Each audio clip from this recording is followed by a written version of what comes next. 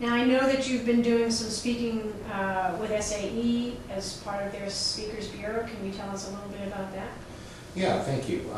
I've been traveling around the country the last couple of years on behalf of SAE, speaking to various chapters. And I've been as far away as Portland and up to Winnipeg. I've spoken down in North Carolina and various other places. And my primary mission on this speaking tour is I've been talking about, for another project, I was given access to all of the Corvette-related design staff archives at GM. So it was pretty fascinating, a fascinating experience to go through stuff because I thought I had seen everything in the world, and I found stuff I never knew existed before. So fortunately, I was given access to all of that stuff, and I've been using it as part of a very interesting SAE design evolution presentation for the Corvette. So.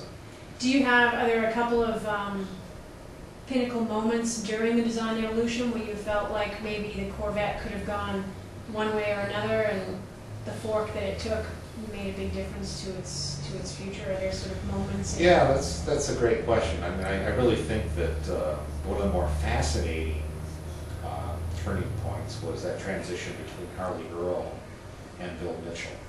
You know, where Earl was much more involved in kind of the voluptuous, curvy type designs, and Mitchell was far more a racer by background and interest and so forth, and he loved more of the angular look of cars like the Stingray and so forth. But in general, it's funny, you go through and you see drawings and you see clay models and what have you, and a big part of that whole process is the ability to try something and see if it works. And there were a lot of failures. I mean, there are things that I saw.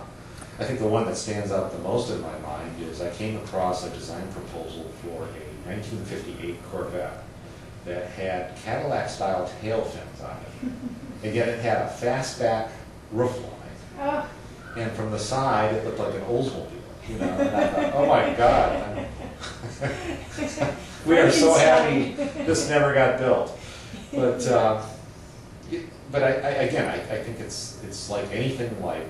You have to be willing to fail in order to succeed. And there were a lot of Corvettes proposals that I thought just failed, but yet they helped lead us to the ones that succeeded. And I think the ones that succeeded are brilliant. They really they have stood the test of time. You can look at these cars today and say, wow, yeah, they made the right decision there. Yeah, yeah. Now, how far forward into the design archives did you go in your research? How current? Into the future. Yeah.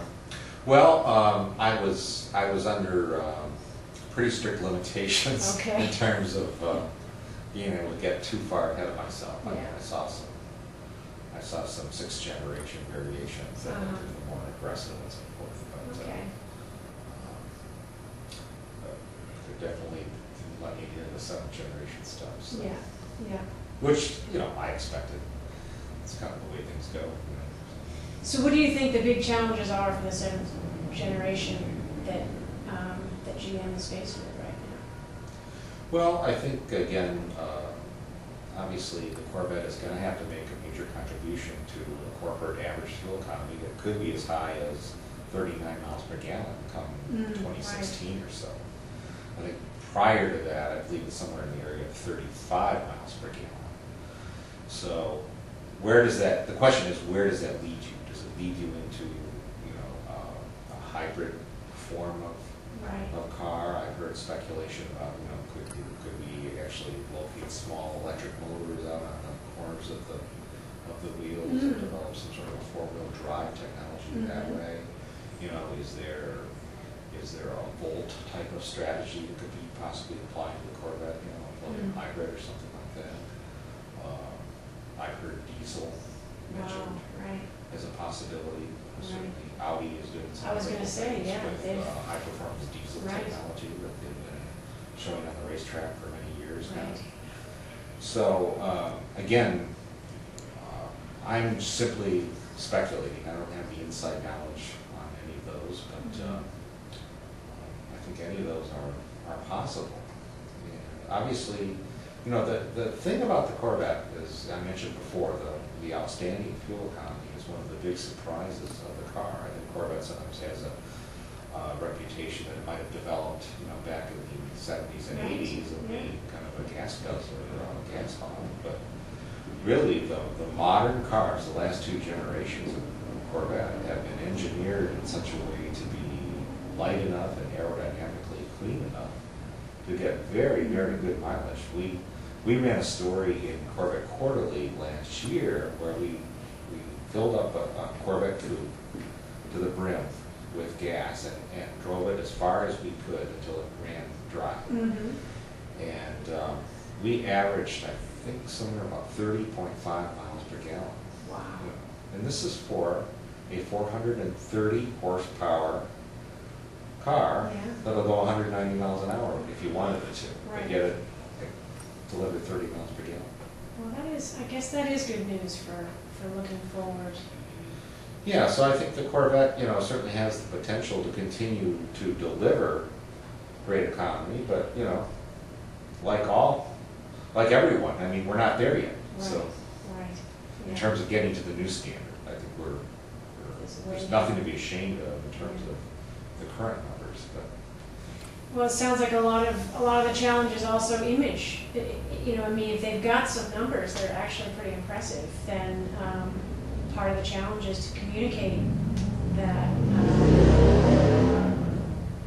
that those numbers to the public in a way that can change their thinking about some of these high performance cars. And that's been, I think, a real shift in some of our marketing activities for Corvette, as we really are playing up that bandwidth. Again, between, you know, a top speed capability of 190 miles per hour and 6 miles per gallon. Right. Although I will make it clear that you won't get 26 if you're going 190, but Yeah. but you can get 26 if you're going 70, you know, Yeah. Yeah. and you're not facing too stiff of a headwind, I guess. You know. Right.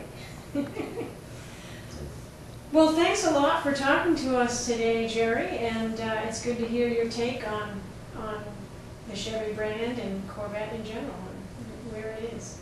Well, my pleasure. Thanks for having me. All right.